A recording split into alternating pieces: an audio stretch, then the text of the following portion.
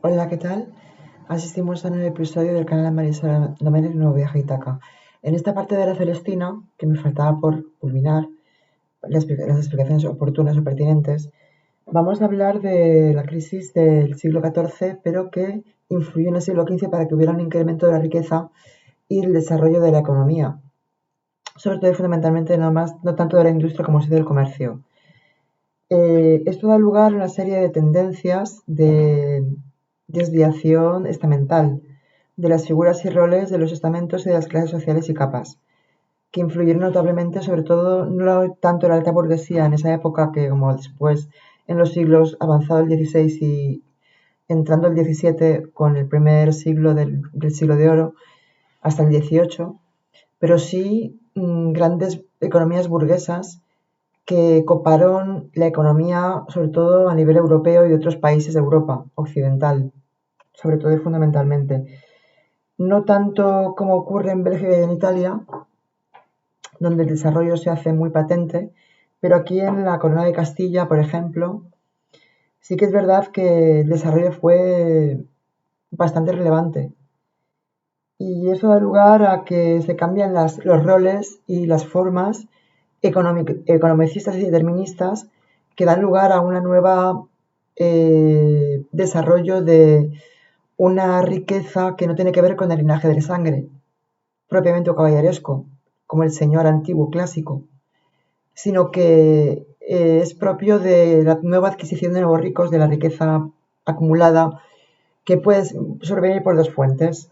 En primer lugar, la herencia del linaje de caballeros hidalgos venidos a menos, que eso tiene una fuerte repercusión en el siglo de oro también, con los llamados tipos de la clase ociosa. Y luego los nuevos ricos, que no son propiamente de linaje de sangre o caballeresco, sino que vienen por adquirir acumuladas riquezas por el comercio, por ejemplo, de barcos o de una industria incipiente, precapitalista, y sobre todo también por la agricultura, porque hay una aristocracia agrícola también, más bien ligada a los viejos artesanos, que se va desarrollando también en burguesía no explotadora.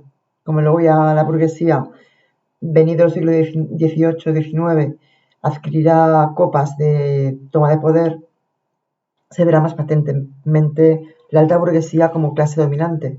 No ahora mismo, que todavía existe una etapa prefeudal, o sea, posfeudal. En el auge económico del siglo XV tuvo un papel fundamental el comercio marítimo externo. En Francia, era aliada de España en esa época, luego se convertirá en enemiga en siglos posteriores, como recoge Goya muy bien en su etapa oscura, con las guerras napoleónicas, los 70 después.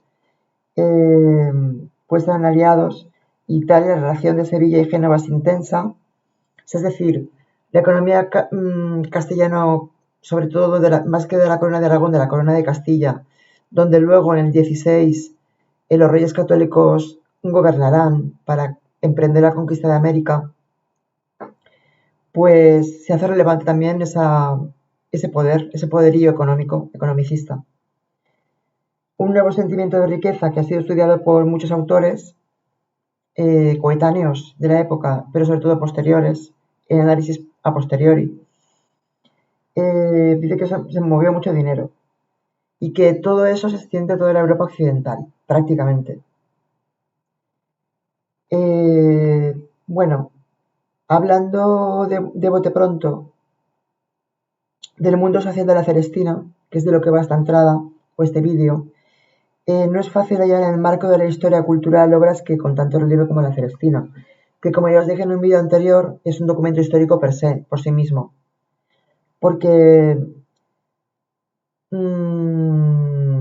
nos ofrece un cuadro ajustado y vivo de lo que ocurría en la sociedad posmedieval, de finales de la Baja Edad Media y principios del Renacimiento o Prerrenacimiento, transicionalidad. Y se cree que las líneas de interpretación sociológica de la Celestina caben, al menos, convergiendo en vertientes epistemológicas que tienen que ver con el eclecticismo o con la cosmovisión diacrítica, digamos, varias fuentes, varias disciplinas que abogan por un estudio pormenorizado que es multidisciplinar o hiperdisciplinar. O sea, que tiene mucho que ver con otras fuentes de conocimiento para revelar no solo una parte reduccionista o esquematizada de la Celestina, sino que de conjunto pueden explicar la obra no solo desde el punto de vista historicista, también desde otros puntos de vista, dinámicos, ¿vale? El siglo XV es en nuestra historia una de las fases más interesantes desde el punto de vista del sentido europeo. Pues lo puede ser también en el siglo XVIII, el segundo siglo del siglo de oro, o edad de oro. Y es rico y variado lo que es propio y peculiar de la situación cultural española que se encuentra en aquel final del medievo desarrollándose. Entonces, la consideración epistemológica multidisciplinar está cada vez más aceptada para comprender de conjunto la Celestina, no solamente como un mero documento histórico, que lo es, porque está fielmente reflejado en la vida y vivencias de los personajes pragmáticamente y teóricamente, con la realidad cotidiana del día a día. Ya hablamos de la muerte en otro episodio, en otro vídeo, de los tipos de muerte, de los ajusticiamientos y de las críticas a la judicialización de las muertes y la no cumplimiento de la ley jurídico-legal a la hora de castigar o penalizar pues riñas o rifirrafes entre la población y varios tipos de muerte que muchas veces eran, como ya vimos, meras ajustes de cuentas que el Estado mismo promovía para que en la plaza pública fuera un motivo de escarmiento o escarnio público, para que no se volvieran a cometer. Pero el trato de los reos muchas veces era injusto e inhumano. Entonces, desde el punto de vista, ya vimos también en el contexto histórico de la época, los reyes católicos emiten edictos para que esto no ocurra y que se extrapole única y exclusivamente si podría ser así, si siempre se pudiera cumplir, porque claro, luego estaban otras instancias pormenorizadas de tipo geoestratégico y geográfico a nivel de gobernanza que implicaban que en los reinos se debía de cumplir con los señores de la gleba y los súbditos o siervos. El tema de la Celestina es importante desde el punto de vista sociológico y antropológico porque está demostrado por historiadores de la época, coetáneos de Rojas, como por estudiosos posmodernos o más modernos o más para acá,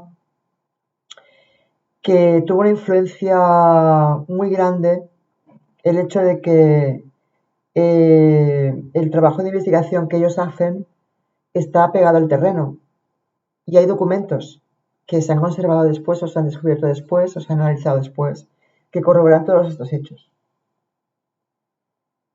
Hay varias ediciones en varios libros, ¿vale? Entonces conviene recordar que hay una visión ya crítica por parte de varios autores que puede ser o no coincidente, pero no descartable, o puede ser reforzatoria o complementaria. No se debe descartar cualquier punto de vista siempre y cuando esté bien esbozado desde el punto de vista del análisis empírico, observacional, y también desde el punto de vista del estudio documental. Entonces, para hablar de la cultura medieval europea, hay muchos autores que lo tienen en cuenta.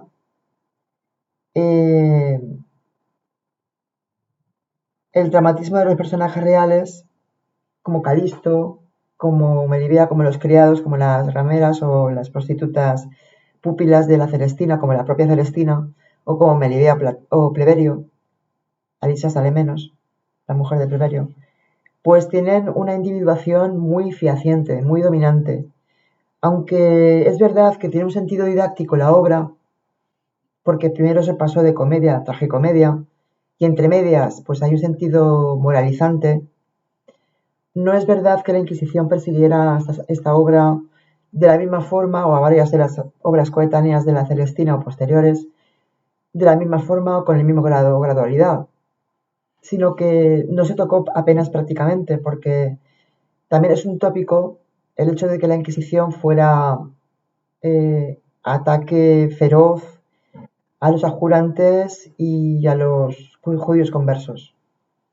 Eso tiene mucho que ver también el reinado de Isabel I, Isabel la Católica, que no hizo una limpieza étnico-racial, como se dice, propia y exclusivamente, sino que intentó aunar el Estado, el desarrollo naval, con una infraestructura para la conquista de América, el Nuevo Mundo, que no consistía solo en 3 carabelas, sino en 17 embarcaciones, más de 3.000 tripulantes, etcétera, que eso está documentado.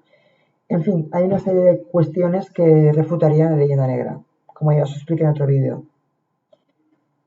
El realismo que parten de los personajes es vital. Y es un realismo que no deja de ser ficcionado, porque sabemos que es una novela dialogada, no entra dentro de la comedia nueva del barroco, pero sí que es una novela incipientemente teatral, novela teatralizada, digamos, ¿no? Dentro de la comedia humanística. Estaba hecha para ser representada por un grupo de personas entre los cortesanos o entre los amigos del propio Rojas, en un primer momento. Luego en la actualidad pues habrá pues un desarrollo innovador, escénico, de tramoya, de escena, de escenario, de representación expresiva, etcétera, y de argumentativa, para que se desarrollen maneras y formas de poder escenificarla. Pero en aquella época se hizo así en un primer momento. Siguiendo con la sociedad, era lo que nos atañía a este vídeo, en el Renacimiento la actitud del espíritu renacentista siguió firme en entender como moralidades los comportamientos que define Rojas a través de sus personajes, pero no con un fin más que de castigo, porque el sentido nihilista de muchos de ellos es palpable, sobre todo en Pleberio, sobre todo en Melibea, sobre todo en Calisto. Y me gustaría hablar de la figura de Calisto, porque Calisto es un noble que es nuevo rico, no pertenece al linaje de sangre. Tiene muchas manifestaciones suyas como vestimenta, ropaje, variedad de comida, de manutención, etcétera, cómo trata a los criados, demuestran que no viene de la caballería y que el uso de armas que tiene, más que nada y fundamentalmente, viene precedido por sus actividades extralúdicas lejos del trabajo. Era una clase ociosa, pertenecía a la clase ociosa, no hidalga, pero sí de acumulación de riquezas, mercantilista, se podría decir, ¿no? Se podría especular con algunos datos que da la propia obra, a través del autor. Entonces se dedicaba a la caza, a los juegos, a los actos lúdicos de amor, etcétera, a las conquistas, a pues usurpar el toque de queda y salir por las noches sin armas. Las únicas armas eran las de caza. Cuando entra al puerto de Melibea es porque está persiguiendo al halcón que se le escapa, creo, y entonces es el motivo por el que se encuentra la dama y le declara su amor de una manera bellaca, desde el punto de vista de su propia clase, que transgrede de su propia clase, porque lo hace endiosándola. A Melibea soy, a Melibea amo, a Melibea pertenezco, o algo así dice, ¿no? Y es una personificación de la figura de Dios representada por la figura de la personificación de Melibea como Dios, como objeto de amor, loco. Pero claro, estos tipos de estamentos estaban muy precariamente desarrollados o incipientemente desarrollados en una época en la que la alta burguesía todavía no había tomado el poder. Pero ya había manifestaciones burguesas de desarrollo de los antiguos artesanos. Habían desarrollado una economía altamente competitiva. Y la manera de entender la obra moralizante es generalmente aceptada con los críticos ilustrados del 18 también. Pero ¿cuál es el blanco moral de la Celestina? El blanco moral quiere decir cuál es la crítica principal que se establece, el hilo conductor que establece como crítica. Pues contra lisonjeros y malos sirvientes, tal como dice el propio Rojas. No sé si es en autor a un amigo o en qué parte lo dice, pero va contra los amores lisonjeros de los jóvenes y sobre todo contra los malos sirvientes, porque sabemos que uno de los varios temas recurrentes de la novela o del dialogada o del teatro de la Celestina, si se le puede llamar así, de la comedia humanística, es la batalla continua, que eso viene creo que de Heráclito o de Horacio, no me acuerdo muy bien, creo de Horacio, lo esboza. La batalla continua entre diferentes roles estamentales, entre siervos y esclavos, o siervos y criados, y los nobles, sean o ricos o sean de linaje. Entonces, esta batalla continua es una batalla a contracorriente, es una batalla dialéctica. Y en la obra de la Celestina están puestos todos al mismo nivel, porque todos acaban mal, catastróficamente, por ese nihilismo exacerbado de que hacen gala. Digamos que hay un cierto determinismo porque hasta que no llega la contrarreforma de Lutero, o sea, la contrarreforma contra Lutero en el Concilio de Trento, pues el protestantismo hace un poco de mella en el sentido no patéticamente desarrollado de esa manera, pero sí no es patético, las desgracias no son patéticas, pero sí son desgracias y muchas no son fortuitas. Provienen del destino, provienen del ruedo de la fortuna, de los tópicos, pero sobre todo y fundamentalmente provienen de que eh, la libertad genitiva se impone, la libertad individual se impone frente a la consecuencial de la ablativa. La libertad de las consecuencias dan igual, queremos conseguir las máximas riquezas y beneficios y no nos importan pues que el fin justifique los medios. Entonces todos acaban mal, catastróficamente hablando.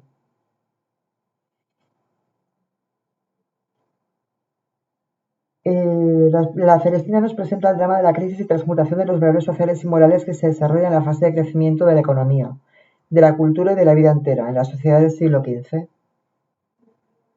Es un problema social amplio que se extrapola a otros países europeos, como hemos visto antes, y al conjunto de la sociedad, donde la muerte cobra un valor relevante. Y hablamos de las moriendi y de las danzas de la muerte en otro vídeo. Y no es que el autor se disponga a demonizar la sociedad, pero sí que hace una crítica fervorosa o muy férrea contra las actitudes mundanas o contra, digamos, influye el carácter didáctico no tanto por la figura del Santo Oficio en la Inquisición, bajo la forma de la Inquisición, sino por la influencia protestante.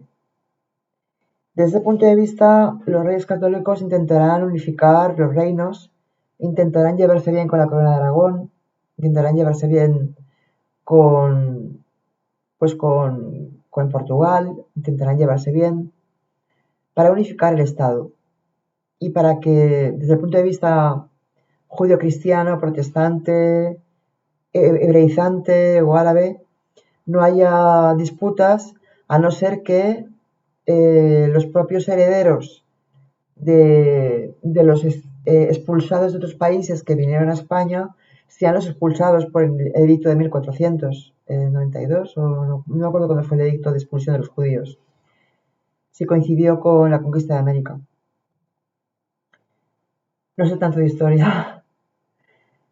Bueno, el honor, el deber, la fama, el puesto social son principios vigentes dentro de la sociedad estamental, todavía incipiente, renacimiento, pero donde vea rasgos muy fenotípicos desde el punto de vista sociológico que encerraban comportamientos y actitudes y ideas dentro de la sociedad medieval tardía. Se trata de una sociedad cuyas novedades habían desórdenes en las clases sociales, había cambios y transmutaciones, novedades que el medievo no recoge explícitamente en la Alta Edad Media, pero ya en la transicionalidad del Renacimiento sí.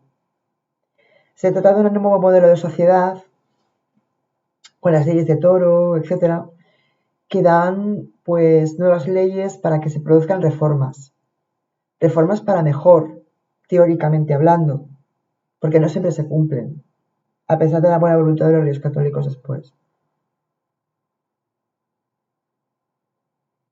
Y la relación de subordinación de los sirvientes y criados en la Celestina no se ve tal cual. Se ve una igualación de todos los personajes desde el punto de vista de el destino, lo que les espera. Igual de listas Calisto como Melibea, como Celestina, como Pleberio mismo. En el planto se ve claramente. Ya lo hemos analizado en otro vídeo. Os remito a que vayáis a él. Y en una doble dirección, influencia de los amos sobre los criados y de los criados sobre los amos, se desenvuelve el drama de Calisto y Melibea y de sus servidores, según una clasificación social igualitaria prácticamente.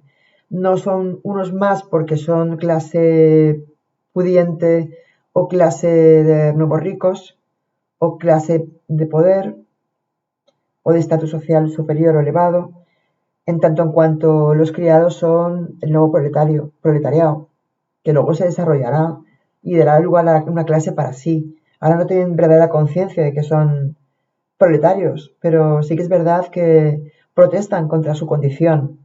Y ahí tiene que ver la libertad genitiva, de yo hago lo que quiero y me importa un cojón de vaca, perdón por la expresión, las consecuencias de mis actos, porque quiero conseguir riqueza. Y tengo un territorio acotado del que no me puedo salir, pero me aprovecho de las circunstancias y en ese territorio acotado hago mi proyección vitalista y tomo decisiones mediante el engaño, mediante la falsedad, mediante la injuria, mediante la magia, mediante la hechicería, entre comillas literaria, porque no está claro que la Celestina se considera hechicera a sí misma. Tampoco fue. La madre de Parmeno sí que fue enjuiciada y declarada culpable y quemada, pero Celestina pues va a caballo entre el Estado que la persigue y que la deja hacer. Entonces es como el Guadiana que entra y sale, entra y sale, entra y sale en su territorio acotado, del que no podría sobrevivir mucho más allá de donde vive, en un entorno socializado para ella, pero tiene que vérselas con las malas artes. En la clasificación misma de tragicomedia que la obra acaba mereciendo su definitivo autor, porque lo pone rojo hasta el final, hay que ver un replanteamiento social del drama, porque muchas veces el drama, tan necesario también como tragicomedia, encierra parodia, encierra sátira, y no está exenta de la sátira, como vimos en la muerte de Calisto tan ridícula cuando se cae del muro, porque tropieza. El suicidio de Melibea ya es una cuestión de fuerza mayor, desde el punto de vista jurídico-judicial, que entraña pues expropiaciones para los familiares, entraña pues un juicio post-mortem por el que pues puede ser ajusticiada muerta, etcétera, que eso solía ser habitual antes de que cambiaran las leyes o se practicaran las reformas jurídico-legales.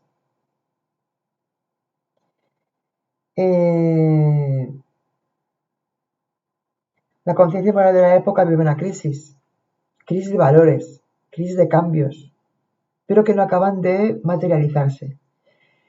Entonces, a pesar de que fueron ciertos importantes cambios novedosos los que se transcurrieron en aquella época, en la sociedad lo que removieron los modos de ser del hombre y una vez alcanzada esta base antropológica de cambios desde el punto de vista economicista y cultural, se produce, sí que es verdad, una aceleración mayor en el proceso de las transformaciones sociales.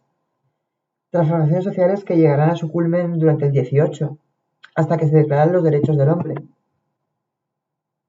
pero que son, digamos, sistémicas de manera secundaria, no son sistémicas estructurales los cambios.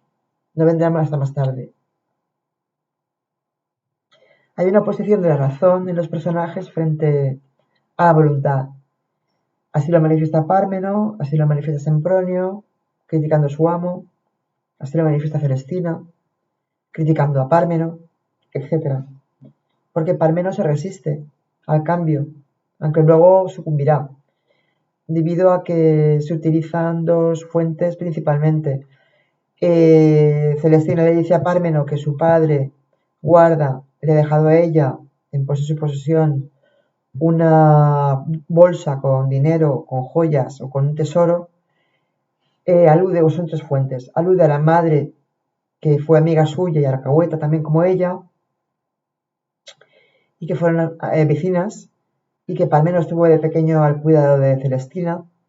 Y en tercer lugar, el sexo, que es una parte primordial y que, bueno, tampoco condenaba las obras del 15, la Inquisición por los temas de libidinosos y sexuales, hasta después.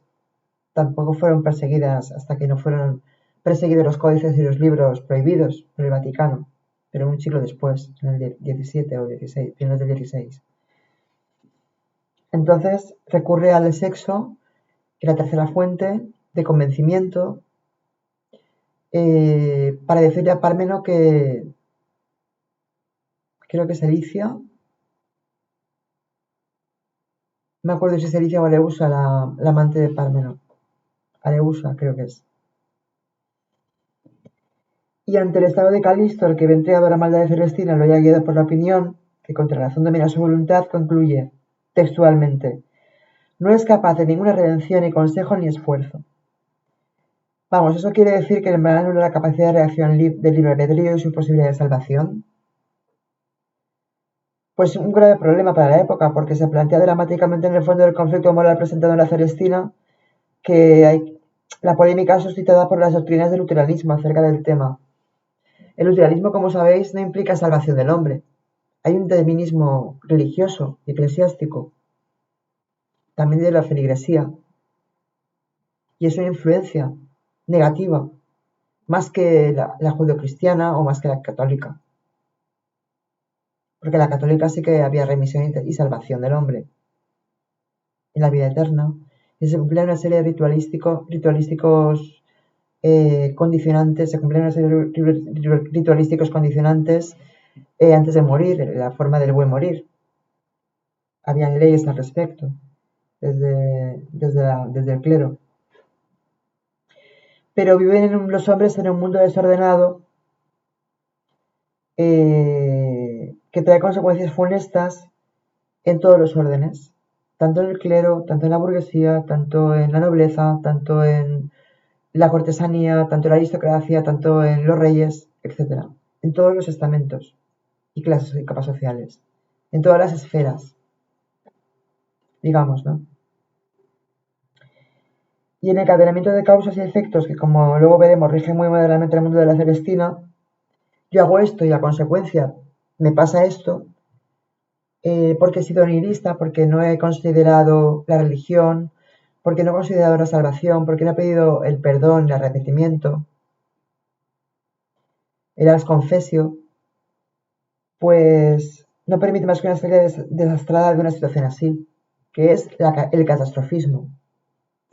El nihilismo produce catastrofismo, pero es una forma de decir que es una obra donde el ateísmo está, yo creo que, sobrellevando la situación más que la religiosidad, que es una crítica al dogmatismo religioso, un poco disfrazada o un poco suavizada o atenuada bajo el disfraz del didactismo.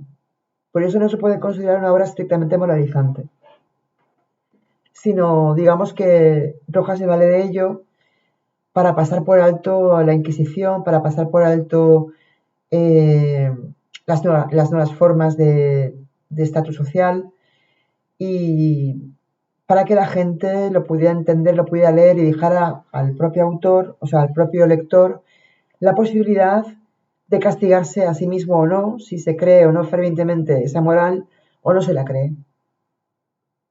O sea que se exime de toda responsabilidad al propio Rojas. Celestina, eh, pues en la Edad Media ve que se representa bajo ella que hay una concepción del orden del mundo en ese principio de unidad, porque Celestina dice en una frase, ¿qué quieres, hija de este número uno? Y eso hay que explicarlo hasta tal punto y de modo que la unidad se convertía en valor superior en todos los planos, condenándose el pseudo Dionisio.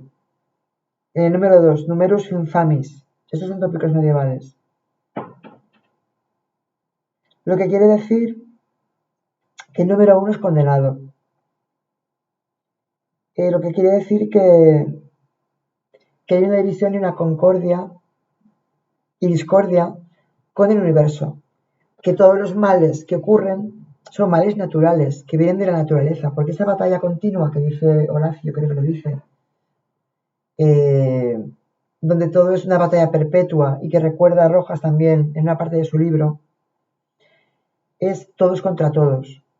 Los animales y contra ellos, contra sí mismos y contra los hombres, las aves, los mamíferos, los incluso los halcones, como le ocurre al principio cuando empieza la obra, los siervos contra los siervos contra los señores, los señores contra los siervos, Celestina contra sus propios aliados, que son los siervos, que luego la traicionan, etc. Esa batalla va contra el orden establecido, es un desorden continuo, pero dialéctico. No es un desorden desnaturalizado. Es la propia naturaleza la que impone que la voluntad sea más importante que la propia razón, el razonamiento y el racionalismo.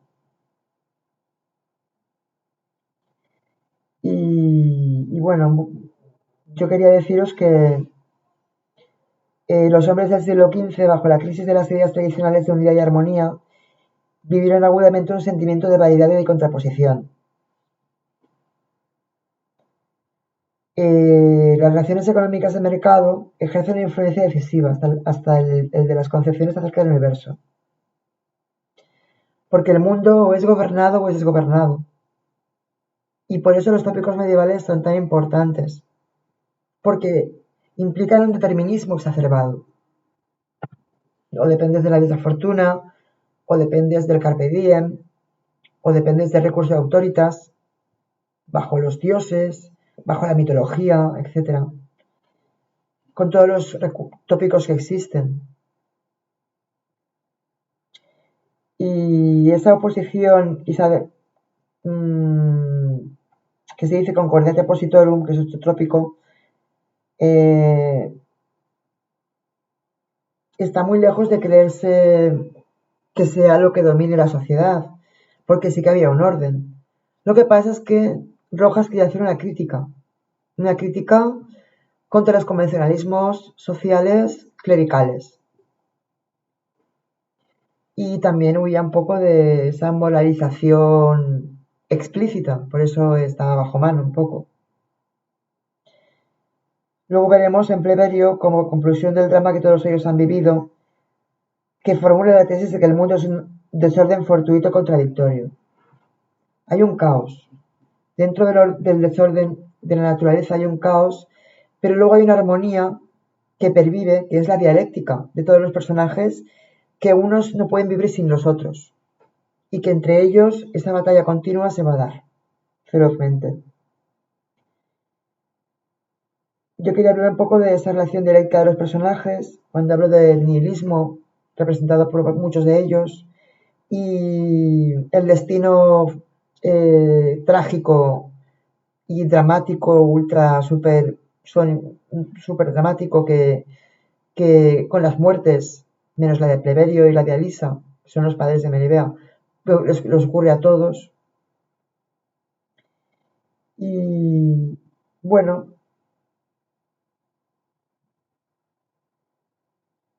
eh,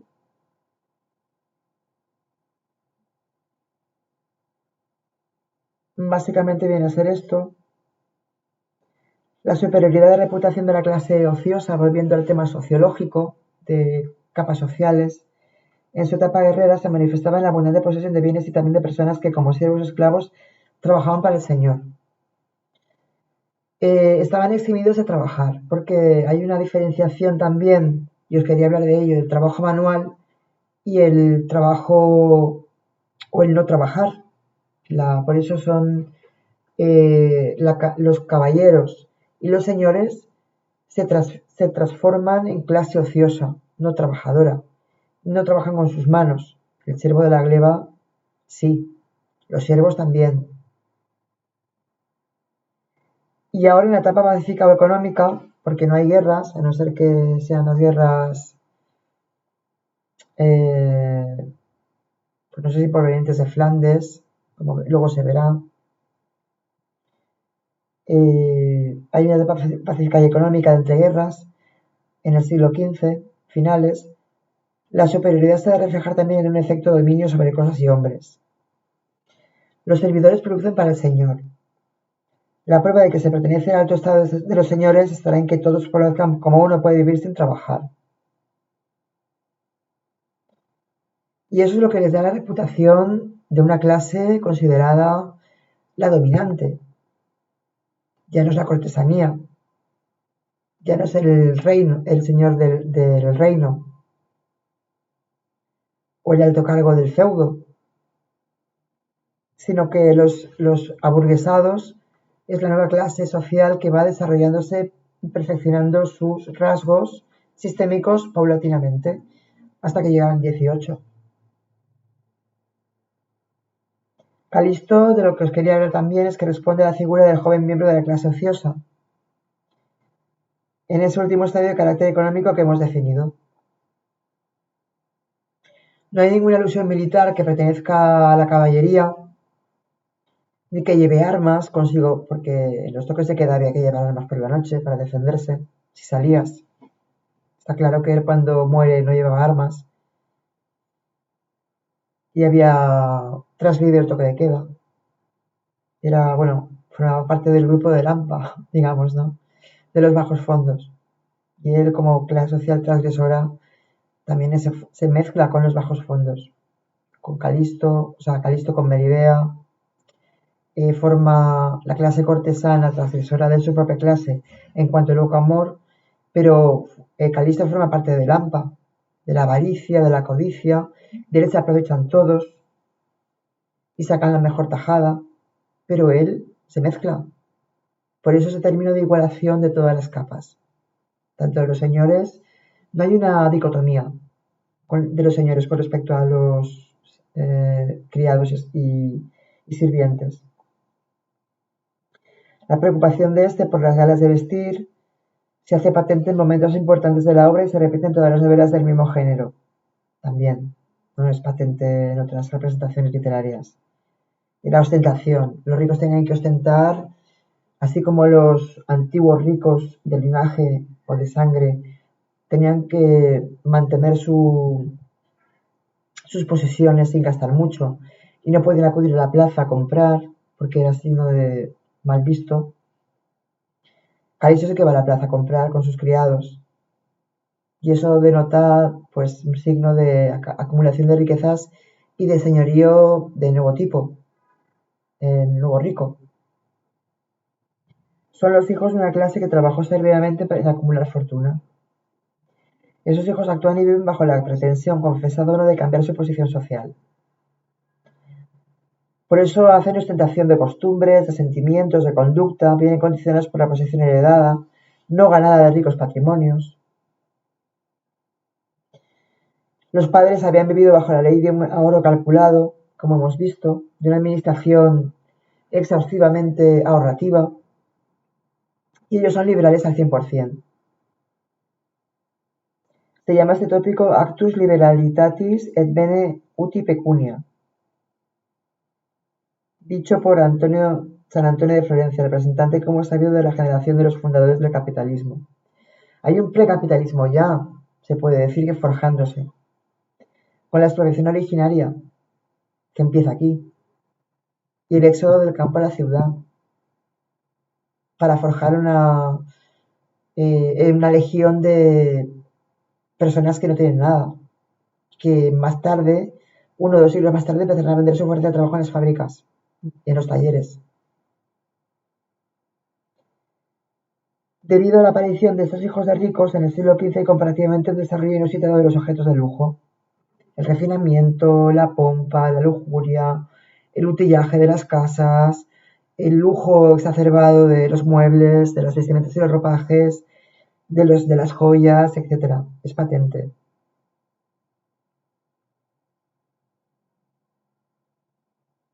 Hay un dato sumamente elocuente. Lo que insistentemente se nos dice en el siglo XV acerca del gusto de la época en la complicación de las comidas es algo muy característico cuando la Parmenos invita a la Celestina, o la Celestina invita a la Celestina y a las criadas de la Celestina, las prostitutas, a esa comida. No dudan en gastar parte de la hacienda en manjares que poseía Calisto. Y Calisto, pues, no le importaba en absoluto porque estaba ido completamente, por culpa del loco amor, que transforma el amor cortés en loco amor, transgrediendo las leyes y las normas de la virtud y la honra. Para el rico la honra forma parte de su riqueza. Da igual que sea del linaje antiguo o de nuevo rico. La honra es un atributo más material. Por eso Pleberio, en el canto de Pleberio, cuando pierde, no tiene nadie que trascienda, que herede sus bienes porque Melibea se ha suicidado, pues se lamenta de que ya no tendrá un trasfondo de herencia. No podrá perpetuar sus riquezas y su apellido. En el Plato de Pleberio lo dice. Va contra el mundo, va contra el universo, va contra la muerte y contra Dios. Y contra su hija, a la que le echa en cara porque ha muerto porque ha muerto él en lugar de ella. Porque ya no tiene nada más que mostrar al mundo. Ya no le queda vida que vivir a Pleberio, tal cual la conocía él. Bueno, pues hasta aquí lo que os quería comentar de la sociedad, un poco desde el punto de vista de los rasgos sistémicos y vitalistas de los personajes, para explicar un poco las costumbres y las líneas conductuales que muchos de ellos tienen, pero a nivel también general, porque es un rasgo histórico que se plantea en la sociedad de manera realista. Los personajes son realistas, no dejan de serlo, porque son un trasfondo, una proyección de la sociedad misma. Bueno, pues hasta aquí.